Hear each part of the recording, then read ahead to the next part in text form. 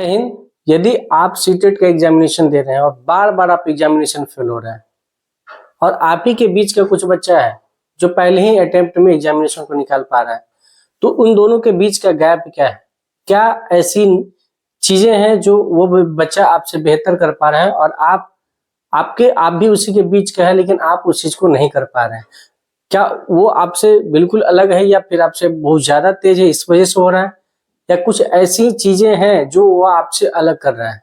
तो इस वीडियो के में बने रहिएगा। इस वीडियो के अंत तक आप इस वीडियो को देखेंगे तो आज के बाद आपका सारा डाउट क्लियर हो जाएगा और कुछ फैक्ट्स हम इस वीडियो में बताने वाले हैं जिससे आपकी आंखें खुली रह जाएंगी। सबसे पहले हम इस सीटेट के एग्जामिनेशन को समझते हैं कि सीटेट हमसे क्या चाहता है और आप क्या गलती कर रहे हैं, क्या सीटेट डिमांड कर रहे हैं और उसके अकॉर्डिंग आप चीजें नहीं कर पा रहे हैं। तो आपको सुन के बहुत ही अचंभा होगा, जब भी आप किसी एग्जामिनेशन को कम समय में आपको पास करना होता है तो उसको एनालिसिस करना होता है कि आखिर वो उसका बैक हिस्ट्री क्या रहा एग्जामिनेशन का। ये एग्जामिनेशन का बैक हिस्ट्री क्या है आप सुन के अचंभित होंगे। सीटेट का जो पूरे ओवरऑल परसेंटेज है हर ईयर का पास करने का, बच्चा लाखों में एग्जामिनेशन कर देते हैं और जो उसका परसेंटेज पास है ऑल ओवर इंडिया में वो 20 to 25% है। अगर 100 बच्चे एग्जामिनेशन पूरे भारत से देते हैं तो 20 से 22% का रिजल्ट होता है प्रत्येक 100 में। ये भारत का रिजल्ट है और अलग अलग स्टेट का, स्टेट वाइज बिहार में उसका अलग परसेंटेज है, स्टेट वाइज तो उसका परसेंटेज और भी गिर जाता है। क्या इसके पीछे का रीजन है? जबकि सीटेट जैसे अगर पेपर 1 ले ले तो उसमें क्या है, क्लास 1 to 5 के टीचर आप बनने वाले हैं और उसकी उत्तीर्णता को आपसे मांगा जा रहा है कि आप 1 से 5 के पढ़ाने के लिए लायक हैं कि नहीं है, एलिजिबल है कि नहीं है। और उसमें पूछा क्या जा रहा है क्वेश्चन, तो कक्षा 2, 3, 4, 5 के जो बेसिक्स बुक्स होते हैं, टेक्स्ट बुक, उसी में से पूछा जाता है। इसके बावजूद उसका रिजल्ट नहीं हो पाता। उसके सबसे बड़ा रीजन क्या है? इन दोनों के बीच में क्या रीजन है? जो सीटेट पास नहीं करते और जो सीटेट जो पास कर जाते हैं और जो सीटेट फेल कर रहे हैं, इन दोनों के बीच में क्या डिफरेंस है ना? क्या गलती करते हैं, है ना? ये जो सीटेट फेल हो रहे हैं वो गलती क्या करते हैं और क्या ये अलग क्या करते हैं? जो सीटेट पास करते हैं क्या वो अलग करते हैं? हाँ, अलग करते हैं, आपसे अलग करते हैं। और क्या अलग करते हैं? सबसे पहले आपको अब जिस एग्जामिनेशन का प्रिपरेशन के लिए आप उतरे हैं मैदान में, आपको जानकारी होनी चाहिए कि हम वो एग्जामिनेशन किस चीज के लिए तैयारी कर रहे हैं। क्या सीटेट एग्जामिनेशन आपका जॉब लगा देगा? नहीं। CTET just like 10th 12th है ना, ग्रेजुएशन टाइप का डिग्री है जिसको आपको पास करना है ना। जैसे आपको 12th पास करने के बाद डीएलएड कर देंगे तो 12th में परसेंटेज फिक्स है कि अगर 12th में आपकी 50% मार्क्स है तो ही आप डीएलएड कर सकते हैं, है ना। तो उसी हिसाब से इसमें भी कुछ एक फिक्स मार्क्स है जितना आपको लाना है और उतना पास कर लिए तो आप टीचर बनने के लायक हो जाएंगे। यहाँ पे गलती क्या करते हैं हम, आपको यही नहीं पता है कि हमको क्या करना चाहिए और क्या नहीं करना चाहिए। एग्जामिनेशन को क्रैक करने के लिए ये सबसे मेन इंपॉर्टेंट चीज हो जाता है कि हम क्या कर रहे हैं। इससे ज्यादा जरूरी हो जाता है कि हमें क्या नहीं करना चाहिए, वो चीजें हम कर रहे हैं। अब आप क्या करते हैं, एग्जामिनेशन का फॉर्म आया, फॉर्म फिलअप किए और लग गए धड़ल्ले से वीडियो देखने में, है ना। 50 स्ट्रेटजी वीडियो देख रहे हैं लोगों का। अरे भैया, किसी एक का आपने वीडियो देखा कि हाँ भैया ये 3-4 बार सीटेट क्वालिफाइड है, तो वो अपना एक्सपीरियंस साझा कर रहे हैं, आपने उसको फॉलो किया तो उनके बताए गए रास्ते पर आप चलो। फिर आप अगले दिन किसी और का स्ट्रेटजी वीडियो देख लेंगे, फिर अगले दिन किसी और का, और इसी तरीके से आपका समय किल होता जाता है, समय आपका बर्बाद होने जाता है। इसीलिए अभी के समय में जो भटकाव है बहुत ज्यादा है। तो क्या ये अलग क्या करते हैं? सीटेट का परसेंटेज हमने बता दिया कि 20 से 22% ओवरऑल परसेंटेज है, ठीक है।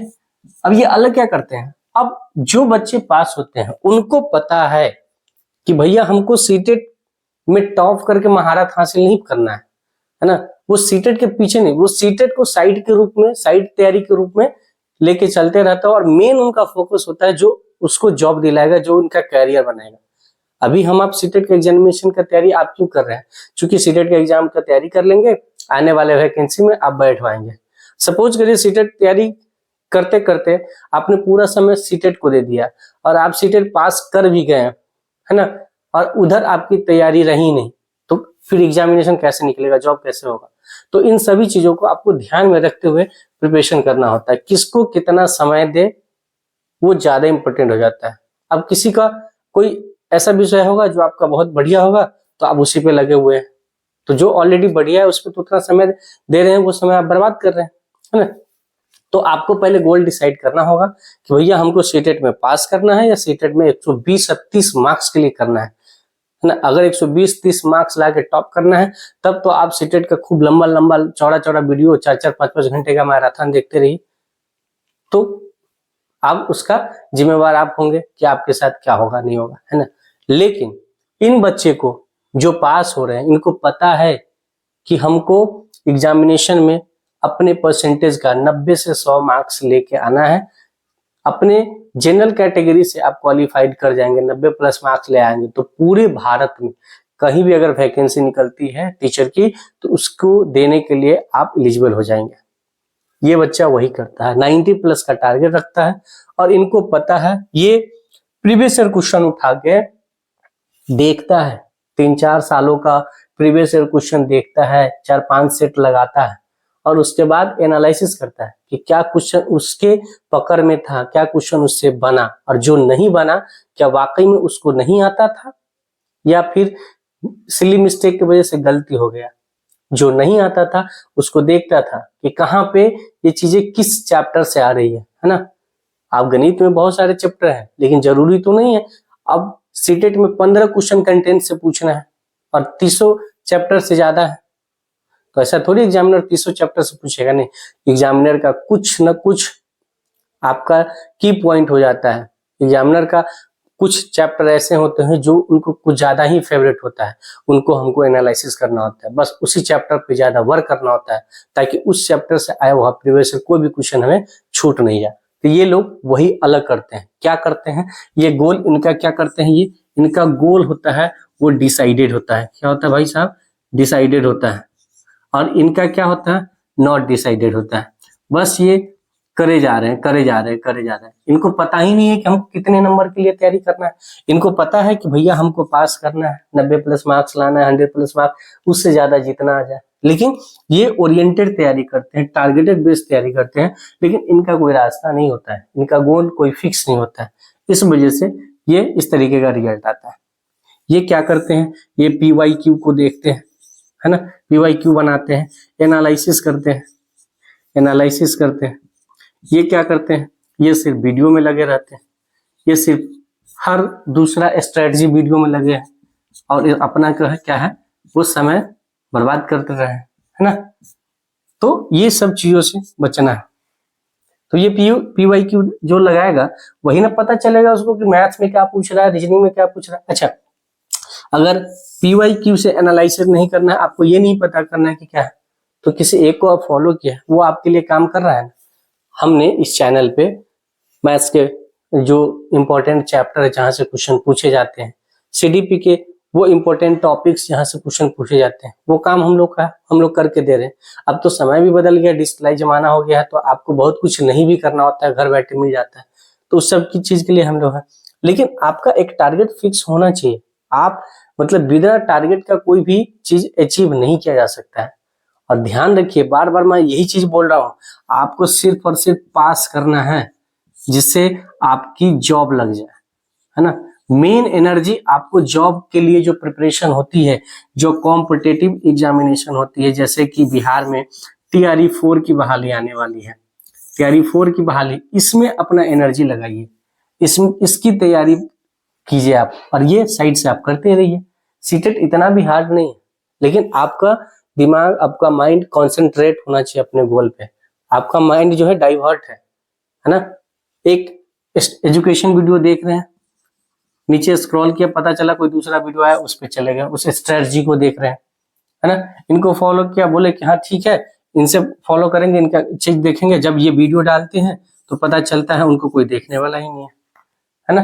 तो ये फिर वीडियो बना किसके लिए रहे हैं, इतना जो एनालिसिस करके मेहनत करके बनाया जा रहा है, किसके लिए बनाया जा रहा है। तो आप अगर देख लेंगे तो फायदे में रहेंगे, नहीं देखेंगे तो उससे नुकसान दूसरा को थोड़ी होगा, वो आप ही को नुकसान होगा। इस बार फेल होंगे, अगली बार फेल होंगे और फेल होते जाएंगे। जब तक आप अपना रास्ता नहीं बदलेंगे आपको सक्सेस नहीं मिलेंगी। तो इन दोनों में एक जो कॉमन चीजें हैं वो है, अच्छा ये जो है पूरा डिटेल तैयारी, किसी चीज में महारत हासिल नहीं करना है। जैसे ये स्मार्ट स्टडी करेंगे, ये स्मार्ट स्टडी करेंगे और ये क्या करेंगे भाई साहब, हार्ड स्टडी करेंगे। अब हार्ड स्टडी और स्मार्ट स्टडी में क्या अंतर है? अब स्मार्ट स्टडी करने का मतलब हुआ कि इनको गोल पता है कि भैया 15 चैप्टर है ना, हमको 5 चैप्टर बनाना है। 15 नहीं 14 क्वेश्चन बन के आएगा, लेकिन 5 चैप्टर बनाना है। जो काम 15 चैप्टर में लगेगा हमको 15 दिन, वो 5 चैप्टर हम 5 दिन में निपटा लेंगे। वहां से हमारा 14 क्वेश्चन बनना, तो एक क्वेश्चन के लिए हम बाकी 10 चैप्टर पढ़ने जाएंगे। ये इनका स्मार्ट अप्रोच होता है, स्मार्ट स्टडी होता है।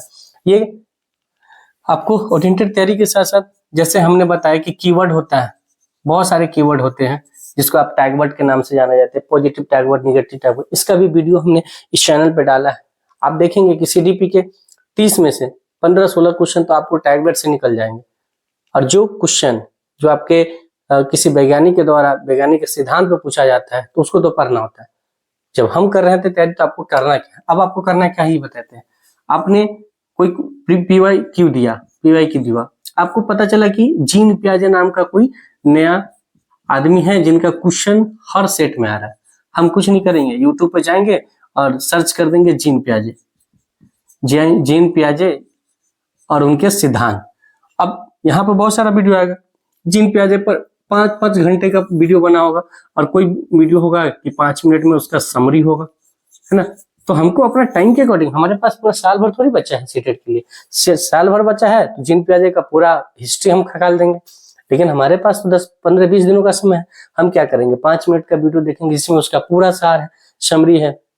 जीन पियाजे कौन थे, कहाँ के थे, उन्होंने क्या क्या सिद्धांत दिया था, बच्चे को उन्होंने क्या बोला था, बच्चे को किस नाम से संबोधित किया था, उनके संज्ञानात्मक विकास के जो 4 स्टेज है वो कौन कौन से हैं जहां से क्वेश्चन पूछे जाते हैं, ये चीज देख लेंगे हम। तो इस तरीके से आपका प्रिपरेशन अगर करेंगे तो आपकी रिजल्ट होने से कोई नहीं रोक सकते हैं। और आपके और सफल विद्यार्थी में यही दोनों के बीच का ये छोटा सा डिफरेंट है। आपको ये लगता है कि हमसे होगा ही नहीं, बाप रे समय ही कम है, बहुत कम समय, नहीं होगा।